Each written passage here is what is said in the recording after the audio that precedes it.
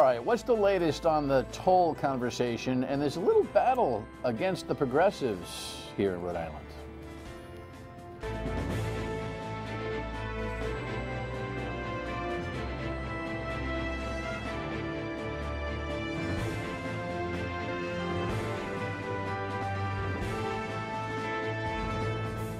The Dan Yorke State of Mind program is brought to you in part by Lookout Rhode Island and Taco Comfort Solutions. You know, there's a movement in the legislature, if you haven't been paying attention, there's a very left agendaed discussion going on, and we've chronicled a lot of it here on this program. And out there in the community, fresh off of an original motive to just stop the tolls, is a pretty significant citizen organization that is stepping up to say, hey, what are you doing with our taxpayer money? So you're going to revisit and re-meet Mike Collins, who runs the Gaspee project here this evening. He actually is somebody that I actually lean on, not only for his editorial position on tolls, but his researched and objective analysis of that industry.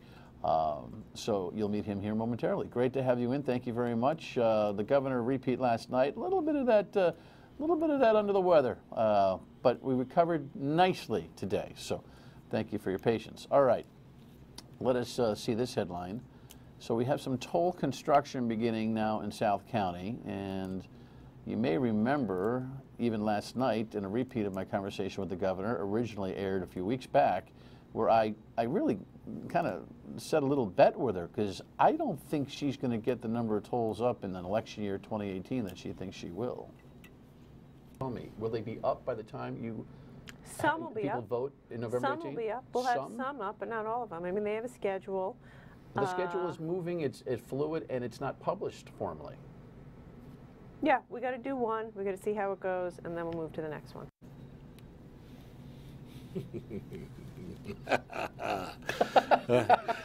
What a tangled web we weave when one sets out to deceive. Yes. Well, I don't know that she's... Let me rephrase that. No, no, I don't think you need to. Yeah, okay. I'm just trying to... Do I think she's trying to deceive? I think the administration is in a jam here, in a big jam. They're in a big quagmire. And you truckers have, through your own self-protection and advocacy, have kind of screwed up the timing on all this. By the way, welcome. Good to see you. Thank you. Nice seeing you again. You brought toys. You got a pleasure. Well, so we could just go over some toll things here in a minute. The reason I kind of challenged the governor, sitting in that chair that you're sitting in a few weeks back, as to whether or not, you know, the full complement of 14 to 17, let's just call it 14 gantries would be up for the truck tolling system. Is that, A, I don't think in an election year it's a good optic for her to be committing to this schedule and going up. That's one thing. But there's also this kind of, you know, dance that's going on with the Trucking Association.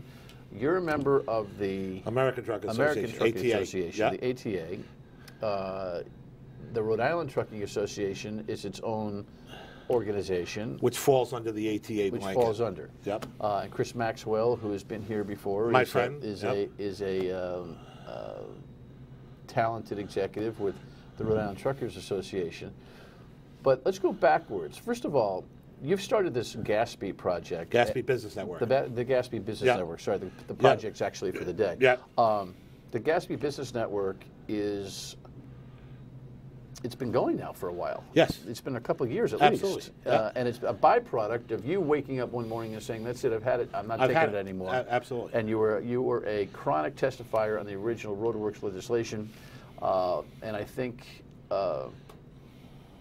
you baffled everybody with your expertise and your ability to really dig in and offer facts as an argument and an analysis. And I think you've developed a constituency. Secondly, I think the folks who fear you do so because you can talk them under the table.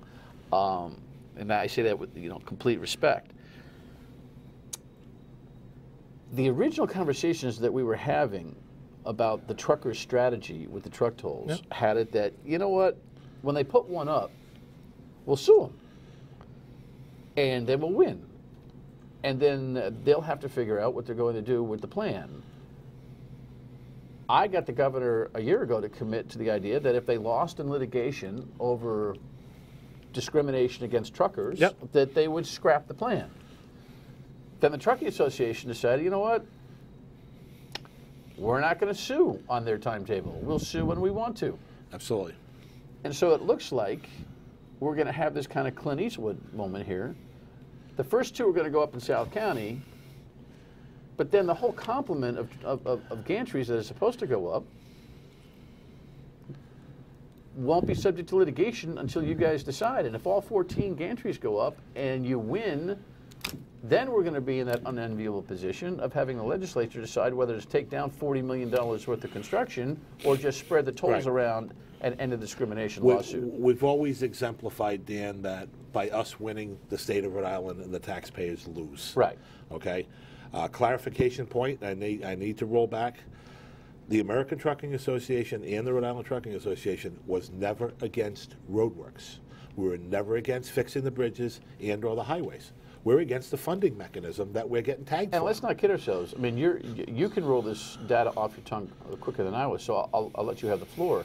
But the tolling revenue aspect of this is at best, on the state side of discussion, 10% of the financing of the total plan. Wishfully hoping for 10%. Yeah, because you say the net is not necessarily No, going to be 10%. they're not going to achieve. I was on the phone with Washington last night, and the prime example is we were going over some of my numbers and some of their numbers, because naturally they have access to a lot of technical data that I might not be privy to.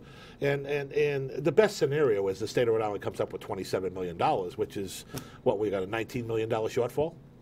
Right off the bat, where's that leave you? Because the projection on the tolls is in the mid-40s. 46 million, Right. and our 27 Annually. million, annually, and the 27 million that the ATA is the best scenario. That's not even including any diversion. And diversion means? Trucks going around, and it's going to happen. There's going to be a lot of trucks going around.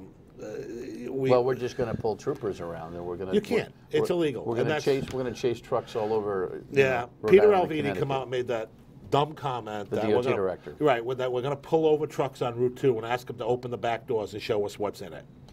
So let me give you a little scenario here. Please. If a truck driver is driving up 95 and he happens to like the coffee at the middle of nowhere diner, and it happens to bring him around the tolls, there's nothing they can do about it, because they can't impede interstate commerce or impede a person's right of free choice.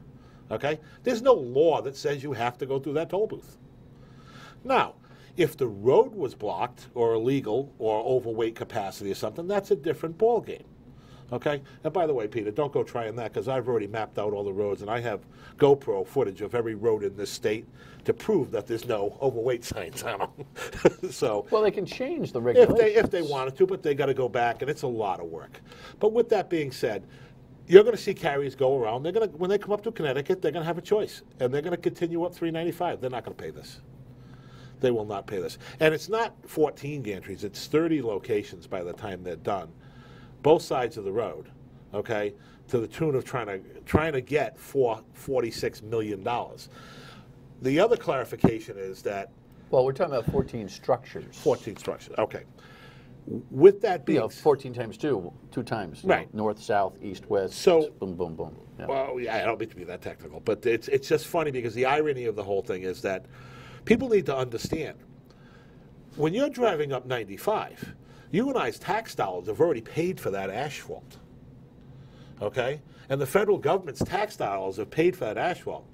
The governor's going after 100 feet of bridge. 100 feet and charging $3.25. That makes it the most expensive toll in the country.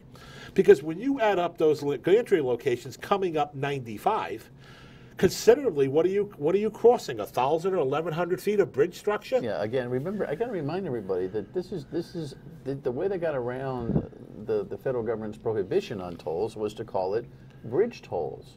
And you're saying, well, what bridges do we have? Well, we have the Newport Bridge, and we have the Jamestown Bridge, and we have the Saconnet Bridge, and we already blew that toll up. Absolutely. And then maybe we got the Highway Bridge, But that ain't no bridge on 146 and Middle Spring Avenue, No, brother. there's not. No, there's not. But that's where, right? So That's these the are just extreme of- overpasses on the highways. That's the extreme we've gotten to. Yeah. We're tolling overpasses. But that's we've described that to people, Right. and sometimes you got to remind them.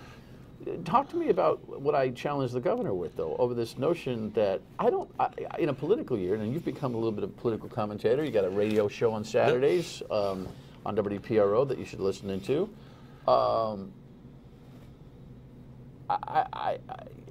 Unless the candidates running for office don't make it a big deal, and I think they will, there'll be no tolls going up in 18.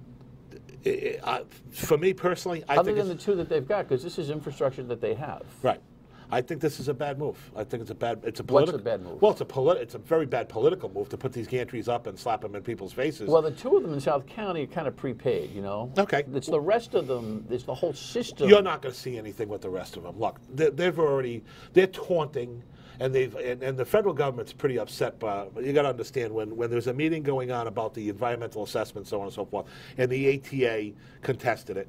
There was a comment made to the federal government that we've been taunted for a lawsuit, and they're going to put the two gantries up, and they're teasing us to encourage a lawsuit. That didn't go over too well with the federal government. What the outcome of that's going to be, I have no idea. The position of the ATA is the lawsuit's coming. It will come when we decide to sue. On your own time. On our own time.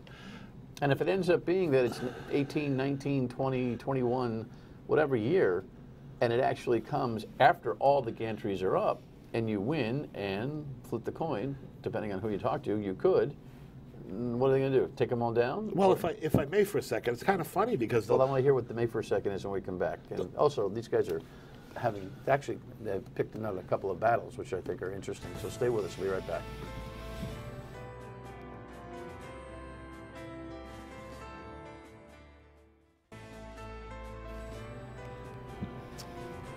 Mike Collins is my guest. He is a member of the American Trucking Association, and drives one of those. You're an independent trucker, right? Yeah. You got your own company. I have my own company. Yes. Yeah, it's significant. How many employees do you have? Almost 40. Yeah, so you got a big operation We do. that you Yeah. run. Me and my brother. I know you brought this truck Yeah. as an explanation to people, but you were making an important point about where we are with this whole schedule of gantries. So, what I'm saying, the Rhode Island legal system would lead you to believe, and no disrespect to the speaker or anybody along that lines, but they want you to believe that we're obligated to run out and sue them right away because of this wacky thing called latches. Yeah. Okay. Well, latches is a concept which is that if you think you're going to be sued, you can force the suit on your time. Right. Right. Okay. But latches are valid if you're out 18 or 20 years or 13 years. We're not going out that far with this thing. So the latches argument doesn't even hold water. Your lawyers say you won't be baited into it. Will not be baited into it. When the ATA comes, and they are coming, it'll be precise, concisive, and on point. And listen, we've got a prejudicial nature of tolling one class of truck. We've blamed the tractor-trailer for creating all the damage, but yet in return, 2 months ago, we go out and buy 5 bridge washing trucks to wash the magnesium chloride off the bridges that's causing the rotting. You drive down the highway, you look up the bridges, you see rust, you see deteriorated concrete, you see 40 years of mayhem up there that nothing's been done. But yet, this vehicle got blamed for it. This one right here, this little sucker. That's right. And this is a tractor-trailer, okay? This is what they're going after, and this is why I brought this, okay? In return, Dan, if I may for a minute, if I took this and took this apart, and we took the same cargo and put it on here, this could equal a cement mixer at 77,000 pounds. This could, whatever. This is only 35 feet long. That's 80 feet long. So That's right. I got a good camera angle here. So take this away and put the cargo here. Put this cargo on a single vehicle. We have heavy trucks out there that have that much weight. Absolutely. Okay? This is on your bridge axle formula. This is insane, the weight that is here versus that truck right there. This weight's This is distributed. It's totally distributed. This is not. And yet they go after this vehicle and not this one. So we haven't done anything wrong in the state. We abide by the federal bridge law. We travel across the country, and they claim that all the trucks are overloaded. Me as running an over-the-road trucking business, the state of Virginia will have a little something to say about your trucks being overloaded coming up through there, because there's scales all up through the south that are active.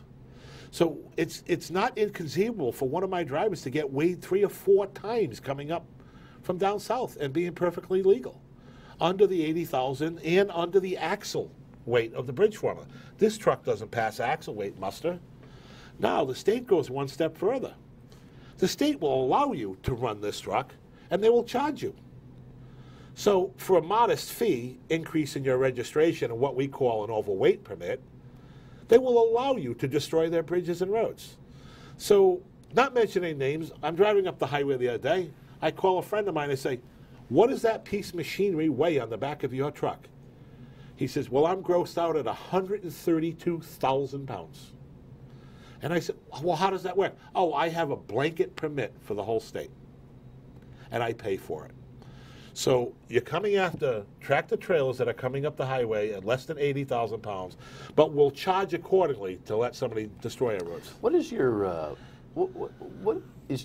you guys have offered a plan, an alternative to the tolls plan to the governor. Fuel tax. A fuel tax. And listen, they call it, they say it's stagnated. It's not. The federal fuel tax in this country has been the same since 1992. Every state, Connecticut's up to 67 cents, going to be 74. Pennsylvania, over 70 something a gallon. Just on the state side. This is how they've taken the money, all right, and are fixing their own roads and bridges, okay? And we're okay with that. Because once we get, and it's about cost averaging, Dan. If we can get, if the fuel tax goes up, then the national average of diesel fuel tax goes up. We charge our customers a surcharge against the national average, so therefore we get an increase, okay? Tolls, we don't get anything, okay? We get no increase. With that being said, the ATA right now is promoting with the National Chamber of Commerce of pushing what would be a stepped increase on the federal fuel tax. So the average consumer would probably get maybe $4 or $3 a week, but it would solve, it would immediately raise almost $300 billion. People do not realize how much fuel. Rhode Island sells 400 million gallons of gasoline. All right? 10 cents a gallon, Dan, there's 40 million. Right? 60 million gallons of diesel fuel. So that, but the customer who's watching this saying, well, you know, so Dan's fighting and you've been fighting the tolls because they're eventually going to end up on the cars anyway. Well, you're just giving me you're spreading the cost to everybody anyway. Well, it's going to happen one way or another. It's coming down the pipe. But the poison you choose is, let's say, our cars don't get. We become a 4-car family, right? Let's call this what it is. We don't have one car sitting in the driveway anymore, right? Your kids got cars, and these cars no longer get 12 miles to the gallon. These cars are up to 50, 60 miles to the gallon. So you're riding up the highway in your Jeep, and you have an Eco Toyota next to you, all right? That, by the way, got a tax credit for riding on the same highway you did, but he gets 60 miles to the gallon and buys 1/5 of the fuel you do. So in return, if a moderate tax increase on that fuel tax, right, where in fairness everybody pays, or what happens is, sooner or later, if this doesn't work, you'll end up seeing a VMT. So every year you go to register your car, you're going to give them the mileage, and they'll have a vehicle mileage tax, and you'll pay accordingly one way or another. You know, they're coming for you. So with the roadworks thing, you know, the governor sits back and says she's not going to toll cars. I don't think she's going to have any choice but to toll cars. It's clear. When this collapses, okay, and this is what I meant by the comment, by us winning, the state loses. When we walk out of court and we are victorious, she wants to stand there and say, the judge just told me I have to toll cars. It's a speech that you and I can both write for her. Absolutely. And she'll just shrug her shoulders. Yeah. All right, so that's the latest. But he's got some ideas on some other stuff going on in the state legislature. We have a few minutes from that when we come back. Stay with us.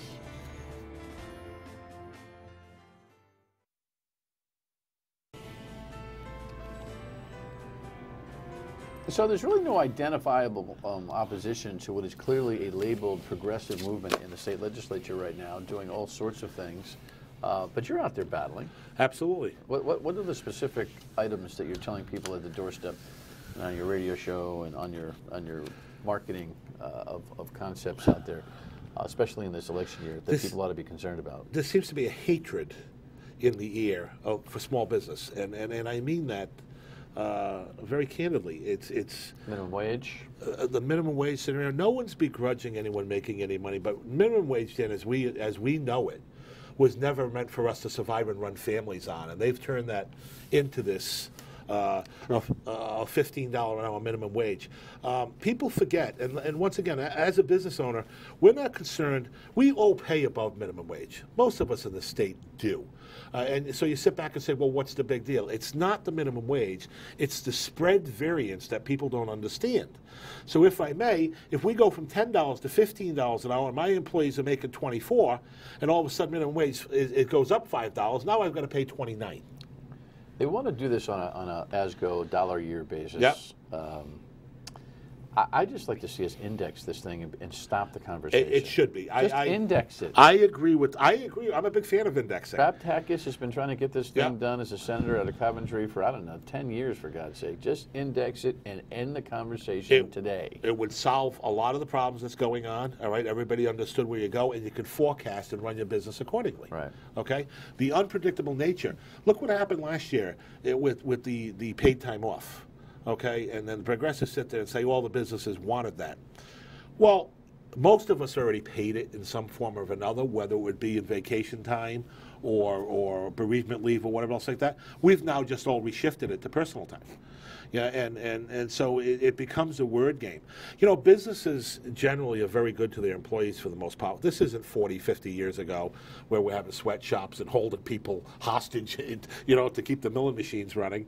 What other than minimum wage do you think is the most worrisome part of this left agenda at the legislature? Just everything they want for free. They want out of businesses. They just, and that's what I meant by we're the evil empire. They have this thing against wealth, that, you know, we were all taught to go to college or do this and do that. And like I say, I know some pretty well-off electricians and plumbers, okay, so you don't necessarily need that college education. But on the other aspect, why are you resentful from a guy who's done well? Because you live at home in your parents' basement and think you're entitled? You have the sense of entitlement? You know, at 28 years... Who are you referring to? The millennials, the progressive millennials. That, you know, it's funny. You listen to them. They're all across the board. They're not on point, and sometimes they don't even know what the hell they're talking about. A good portion of the time, they don't know what they're talking about. All right, well, listen, I love bringing the millennials in here. I'll invite you to go around a couple of rounds with a couple of millennials. Now that, if anything, will be good television. Let me tell you something. There's a great organization, America Future, for the millennials, great organization. But they're not twisted up like these progressives. All right, pay attention to this trucking stuff, will you? Because if you think it's just the truckers' problem, you got another thing. No, we got another thing too. Mike, nice to see you. Thank you. Nice, thank you for Dan. Final word, and we come back. Stay with us.